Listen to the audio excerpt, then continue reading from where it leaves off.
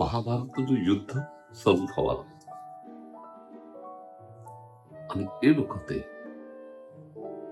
મહાભારત યુદ્ધના સેનાપતિ સમર્થ યોદ્ધા એવા ભીષ્મ પિતા હતા. અને છતાંય દુર્યોધન બધા સૈનિકોને એમનું ચારે તરફથી રક્ષણ કરવાની વાતચીત કરે છે. કે દુર્યોધન ભીષ્મ પિતામહનું રક્ષણ કરવાની વાતચીત કરે છે. શું આ દુર્યોધનના મનમાં કોઈ ડર હતો કે કોઈ છુપી રાજનીતિ હતી? ચાલો આ વાતને જે કરવામાં આવી છે એ મૂળ વસ્તુ એટલે કે ભગવદ્ ગીતાનો પ્રથમ અધ્યાય અર્જુન વિષાદ યોગ એનો 11મો શ્લોક જે છે એમાં દુર્યોધન ભીષ્મ પિતામહની ચારે તરફથી પોતાના સૈનિકોને રક્ષા કરવા છે. આ શ્લોક આ પ્રમાણે છે. ચાલો એનું પારાયણ કરીએ. અયનેષુ ચ સર્વેષુ યથા ભાગમવસ્થિતાઃ ભીષ્મમેવાભિરક્ષન્તુ ભવन्तઃ સર્વ એવ હિ. અર્થાત અયનેષુ ચ સર્વેષુ, સર્વેષુ અયનેષુ બધા મોરચા ઉપર અને યથાભાગમ અવસ્થિતા પોતપોતાની જગ્યાએ સ્થિર રહીને કે છે ભવંતઃ આપ સર્વે એટલે આપ સર્વે સૈનિકો કે છે ભીષ્મમ એવ અભિરક્ષંતુ ભીષ્મનું જ કે છે સર્વ એવ હિ તે સંદેશ રીતે તમે ભીષ્મનું જ અભિરક્ષંતુ ચારે તરફથી રક્ષણ કરવું છે. સર્વ એવ બધા જ કે છે. મતલબ શું થયો કે દુર્યોધન પોતાના સૈનિકોને કહી રહ્યો છે કે તમે બધા જ મોરચાના સૈનિકો કે છે તમારા જ્યાં તમને જવાબદારી સોંપવામાં આવી છે ત્યાં ઉભા રહીને તમે બધા જ ભેગા થઈને કે છે માત્ર ભીષ્મનું જ રક્ષણ. નવાઈ નથી લાગતી?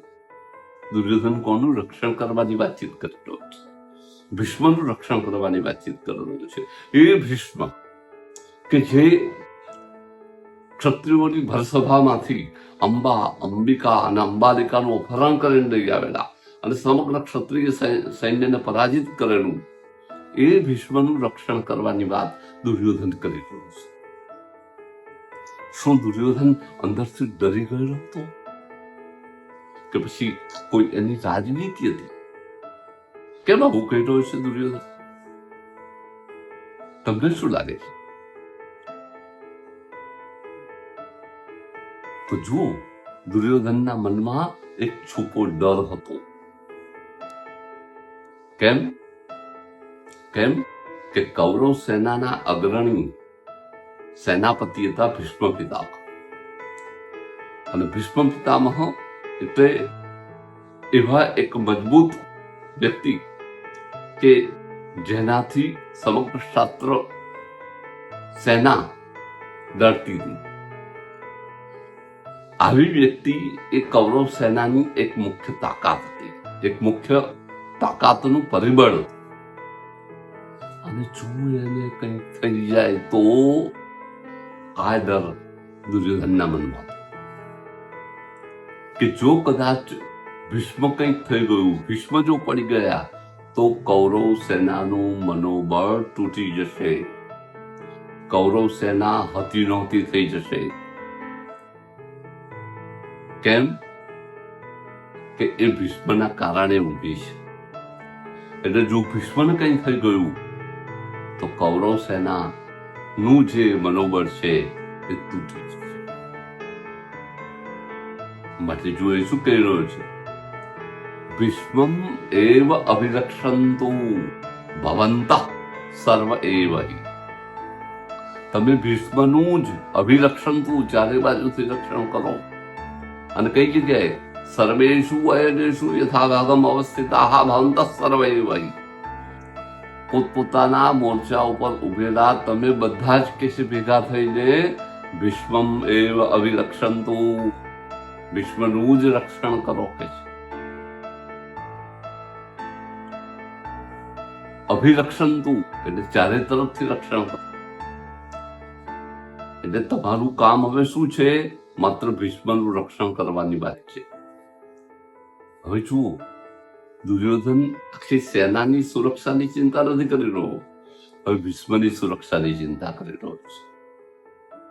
જેમ શતરંજની રમત હોય અને એમાં રાજાને કંઈ થઈ જાય તો આખી બાજી પલટાઈ જાય, એમ હવે ભીષ્મ પિતામહ એ મુખ્ય ભૂમિકામાં છે અને માટે ભીષ્મ પિતામહ એમને કંઈ ના થવું જોઈએ એનો ડર દુર્યોધનના મનમાં છે.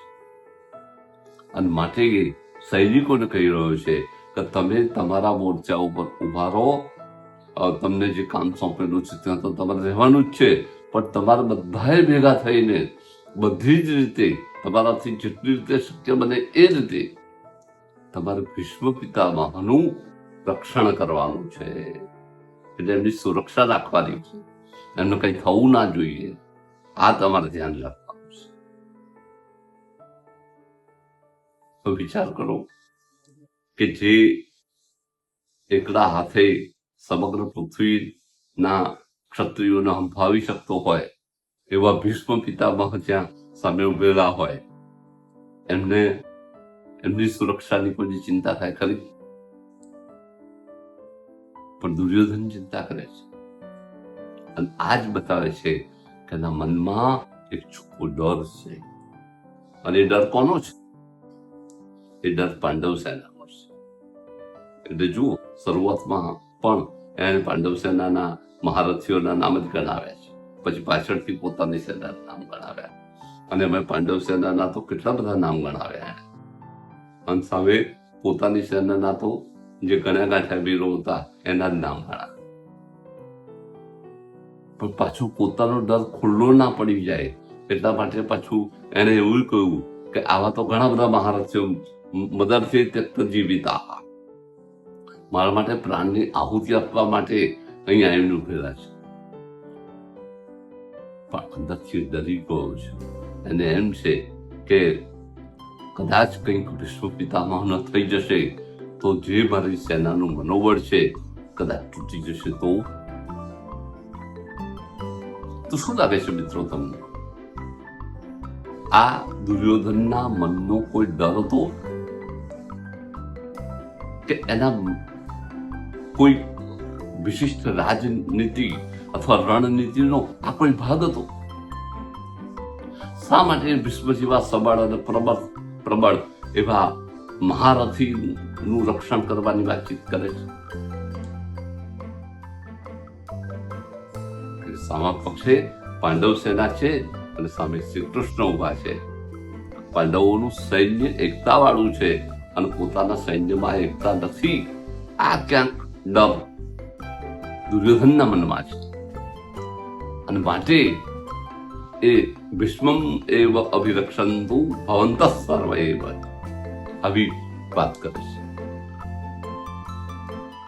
પણ આમાં કોઈ રાજનીતિ તો નથી ને, કે એનો છુપો ડર છે. આ શું છે એની વાત આપણે આવતા મણકામાં કરીશું. ત્યાં સુધીમાં મિત્રો, જો તમને આ બધી વાત ગમી હોય તો આ વિડીયોને લાઈક કરજો, શેર કરજો અને સરસ મજાની કોમેન્ટ પણ લખજો. અને કોમેન્ટમાં જય શ્રી કૃષ્ણ ખાસ લખવાનું ચૂકાય નહીં મિત્રો. અને તમારો જે અભિપ્રાય હોય એ પણ વિડીયોમાં કોમેન્ટમાં જણાવજો. આવતા વિડીયોમાં એના મનનો કોઈ છુપો ડર હતો કે એની રાજનીતિ હતી, એનો જે બીજો ભાગ છે આજે 1/11 એના વિશે આપણે વાતચીત કરીશું. તો ત્યાં સુધીમાં આવજો મિત્રો. સર્વેને જય શ્રી કૃષ્ણ.